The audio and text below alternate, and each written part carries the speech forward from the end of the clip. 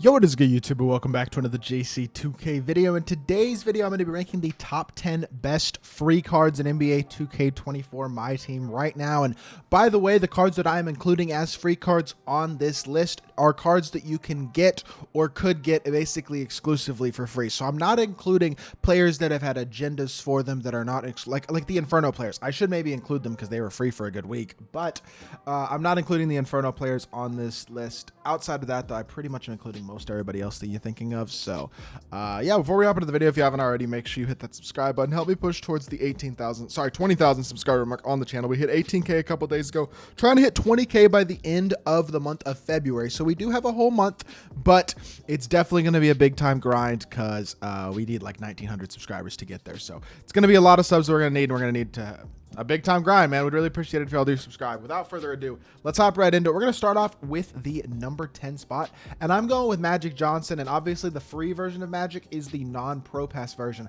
And for the last couple seasons, 2K has made it to where the non-pro pass version can't get every single badge, which means that this Magic Johnson cannot get Agent 3, Blinders, Limitless Range, Deadeye, Anchor, Brick Wall, badges like that are important badges that he cannot get. So it limits the upside of this Magic a little bit. Now, the playmaking badges are still awesome, but admittedly the SIGs are not very good. The shooting is fine. When he's wide open, he'll knock it down. That's about it. Slashing wise, he's good. Obviously, he's huge, so that'll help him as a masher. And defensively, he's certainly not terrible either, even with no anchor or brick wall, with his size at point guard. Still a very usable card, but I don't love his animations, and the lack of ability to get every single badge as well is something that hurts him compared to the other version of Magic. Not an awful card, but at the same time, this is not a card I would really highly recommend either. I think he definitely comes in at the number 10 spot. I think that's a pretty fair spot for Magic.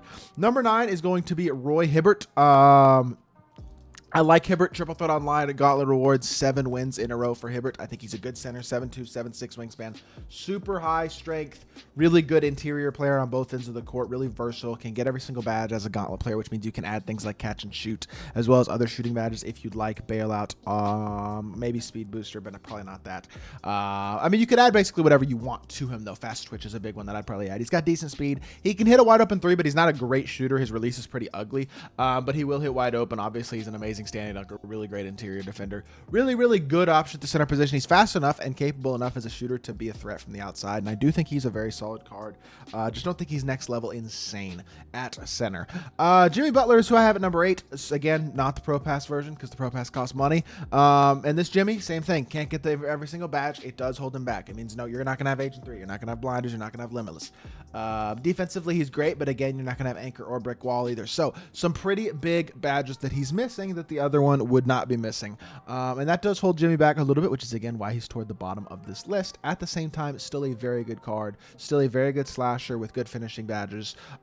Defensively, obviously still very good as well. Good player build, can play the 2 or the 3, solid release, good movement. Overall, really good card. Y'all know how Jimmy is. He's a very good option at the shooting guard or small forward position in my team, and that certainly doesn't change with his inability to get a few of those badges, but it does keep him from being quite as top tier, and I think number 8 is a pretty fair spot for this free version of Jimmy Butler. Now, at the number 7 spot, I think I'm going to go with Chris Mullin, the new Clutch Time Online reward. I don't dislike this Mullin card at all, but I don't love him either. He's not a bad card. He's 6'7" with a 6'10" wingspan at shooting guard. He's got hotspots from literally everywhere, 17 Hoffs, including elite shooting badges, Hoff Challenger, Interceptor, Off-Ball Pest, good perimeter badges as well. He, again, does not get Anchor or Brick Wall, but the range is elite. Even with no speed booster, he actually moves quite well as well. His SIGs are actually really nice.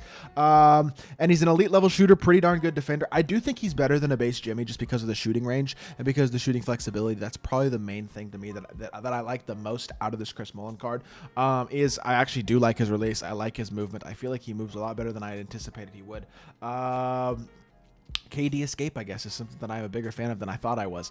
In addition to a good behind the back and just overall, he's solid. He really is. I like Mullin.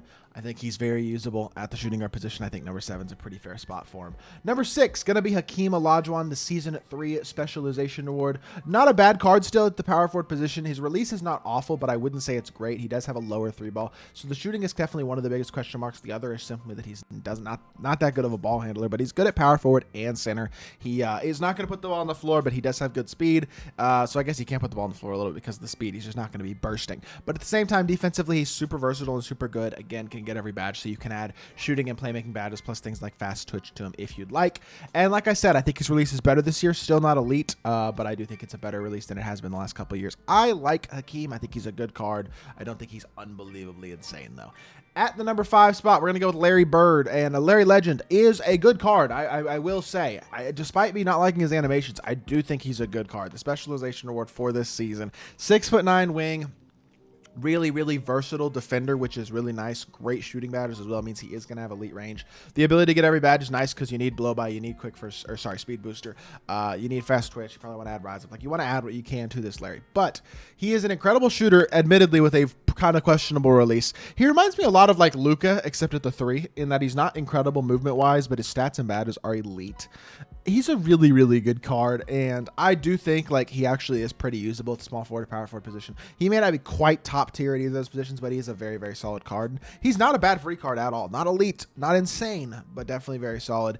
SGA is who I still have at number 4. I understand he is the Season 2 Ultimate Reward, and this card has been out for months, and I certainly understand that his stats are not as impressive as several of the cards we've already looked at on this list. 86 speed, that's not that impressive. 83 3 ball, not that exciting. 75 driving dunk, certainly not exciting, and defensively, he's mediocre as can be. Doesn't really matter because he can get every single badge. So if you upgrade some defense, anchor clamps, maybe one other defensive badge, and then put limitless range on him, another shooting badge like an Agent 3 or Blinders, you're going to have a really complete point guard. Not to mention he has an elite release. You can upgrade all the other badges.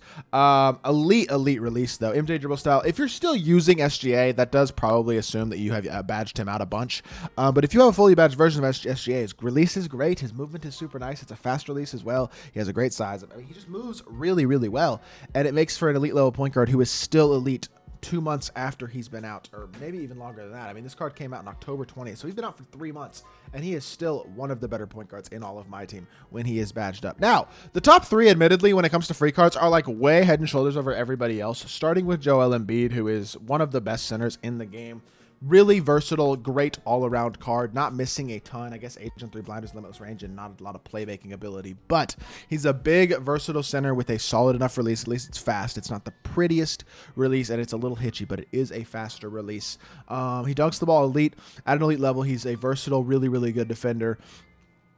Definitely a top 3 center in the game. For that, I have no doubt. You could make the argument theoretically that he's the best center in the game. I really, really like the card. I think he's very, very usable at the not just usable. I think he's very elite at the center position, and certainly represents a big step up in the free card quality that we have out right now. Continuing that trend is the Chet Holmgren that they dropped relatively recently as well. Obviously, he was the lifetime agenda player that they dropped on New Year's Day. 7'1" with a 7'6" wingspan, hot spots from everywhere, 15 Hall of Fame badges. Well, actually more than that on Next Gen 16. I mean, but he's just really versatile. The shooting, the playmaking, the shooting and the finishing, as well as the defense on this card in terms of his badges is really, really nice for sure. And I mean, he's very, very good. He's a really versatile defender. The only thing you don't like about him is the low strength, but I don't think it's actually that big of a flaw. I mean, it can be annoying when it comes to some rebounding and getting drop stepped occasionally and stuff, but generally speaking, it doesn't wind up being a huge issue. I love the completeness badge-wise, in addition to the size and the flexibility to play power forward or center. I think he's really good at both positions. I think he's an elite card, and I think he's the second best free card in the game right now. But I do think the best free card in my team right now is Thurl Bailey.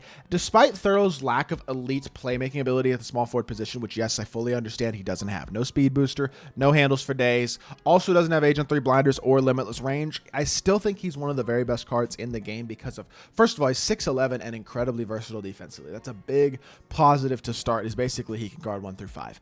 Second of all, he's got a 95 driving dunk. He is an elite level finisher with Hoff precision dunker, posterizer, fast twitch, bulldozer, all that type of stuff.